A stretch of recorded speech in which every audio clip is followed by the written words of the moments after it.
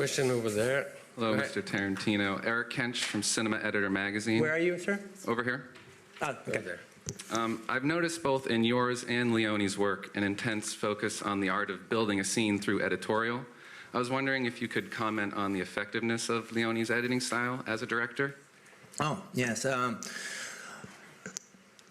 one of the things that I made an alluded to before was the fact that it was people like Leone and his talented compadre, the other Sergio, Corbucci, that as far as I'm concerned, really were the first true directors to specialize in not just having scores that led sequences and enveloped entire sequences, as opposed to, what forever had been known as just movie music, but truly like opera coming into it, was the fact that they cut to music.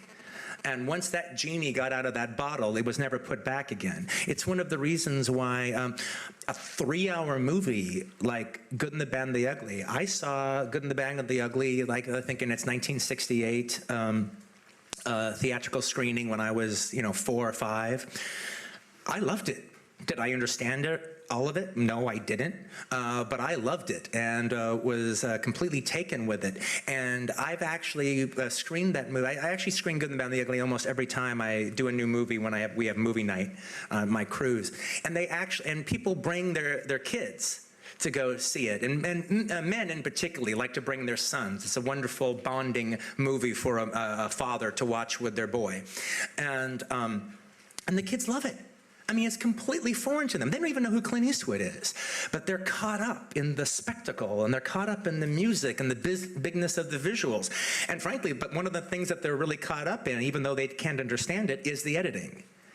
And, that final bull ring scene in Good and the Bad and the Ugly, for me, is the finest moment of cinema. That is my favorite moment of cinema. And I think the thing that makes it my favorite movie is the fact that you go through such a long journey to get to it. And then when you get to it, it just so delivers on the entire experience. As opposed to being exhausted, you're elated by the end of the film. But to see that kind of editing in the forefront, which would, a case could strongly be made that Leone influenced MTV, and you can really strongly make that case. But it is actually interesting, with the exception of oddball examples, like I said, like something like Unfaithfully Yours or Every Once in a While. If movies were edited to music, edit happens as the cymbals crash here, it was always an anomaly. It was always almost like a dream sequence or something. It wasn't just the way it was. It wasn't just the vocabulary. But with Leone, it became the vocabulary. It's one of the reasons why you can show a Leone movie to a group of cinema students and who've only heard about it as an abstract name. And while they respond to this other movie and that other movie as they will, the students completely respond to Leone because they see him as a modern filmmaker.